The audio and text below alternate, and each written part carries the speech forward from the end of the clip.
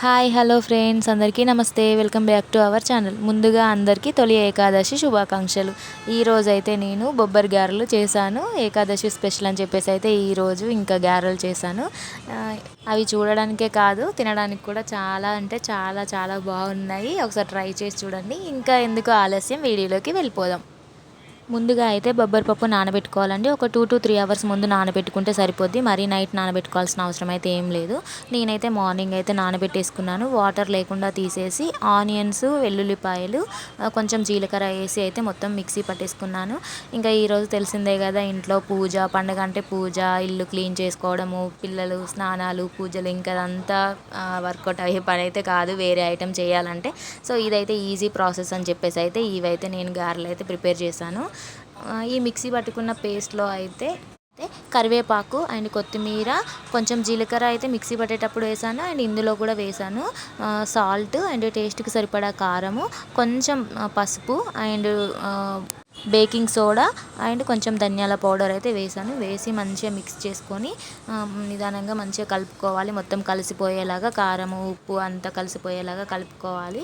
అంతా కలుపుకున్న తర్వాత చిన్న కవర్ అయితే తీసుకొని ఆ కవర్ మీద పెట్టి ఇట్లా అయితే ఒక్కొక్క ముద్దలాగా వేసి మధ్యలో హోల్ అయితే చేసి వేయాలి. అలా అయితే గారెలు అయితే చాలా బాగుంటాయి. మరి ప్లెయిన్ చేయితో అయితే ఇలా నొక్కి వేస్తే ప్లెయిన్గా వస్తుందని చెప్పేసి అయితే నేను నీట్గా రావడం కోసం అయితే కవర్ పైన పెట్టి ఇలా గారెలాగే చేశాను. చాలా అంటే చాలా బాగుంటాయి.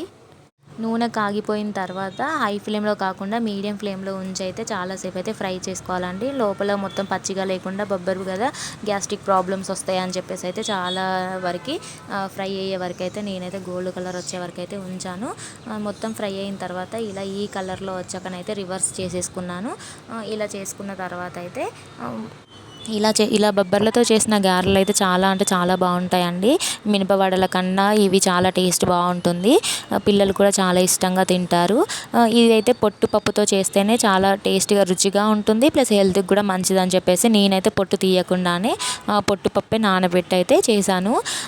ఇవి చిన్నప్పుడైతే మా అమ్మ వాళ్ళు ఊకే చేసేది, నాకైతే చాలా ఇష్టము. చాలా రోజులైంది నేనైతే ఈ ఐటెం చేయక. ఇంక ఈ రోజు అయితే పండుగ అని చెప్పేసి ఇంక ఈరోజు కంచుడు ఆయిల్ బ్యాండి పెడితే మంచిది, పండుగ రోజు ఊరికే ఉండొద్దు అనేసి అంటారని చెప్పేసి నేనైతే వేరే పెద్ద ఐటెం చేయడానికి, పిండి వంటలు చేయడానికి నాకు పిల్లలతో అవ్వలేదని చెప్పేసి ఇదైతే చిన్న ఐటెం, ఇది బ్రేక్ఫాస్ట్ లాగా యూజ్ అవుతుంది, ప్లస్ పండుగకి స్పెషల్ చేసినట్టు ఉంటుందని చెప్పేసి అయితే నేనైతే ఈ బొబ్బరి గారెలు ఇలా అయితే చేశాను. మీరు కూడా ఒకసారి ట్రై చేసి, యాక్చువల్గా ఈ బొబ్బరి గారెలు చికెన్ కర్రీలో అయితే కాంబినేషన్ చాలా బాగుంటుంది. మనం పూరీకి చికెన్ కాంబినేషన్ ఎలా ఉంటుందో పూరీకి బదులు ఈ బొబ్బరి గారెలు చేసుకుంటే కూడా చాలా బాగుంటుంది. ఒకసారి ఎప్పుడైనా మీరు చికెన్ చేసుకున్నప్పుడు ఈ బొబ్బరి గారెలని చేసి ఆ కాంబినేషన్ ఎలా ఉందో ఒకసారి ట్రై చేసి చూడండి. నేనైతే ఇలానే చేస్తాను. యాక్చువల్గా ఇంక ఈరోజు ఫెస్టివల్ అని చెప్పేసి అయితే స్పెషల్గా ఉంటుందని అయితే చేశాను. ఈ రెసిపీ మీకు నచ్చినట్టయితే మీరు కూడా ఒకసారి ట్రై చేసి చూడండి. అండ్ నా వీడియో నచ్చినట్టయితే ప్లీజ్ లైక్ చేయండి, షేర్ చేయండి, కామెంట్ చేయండి. Thank you for watching. Thank you so much.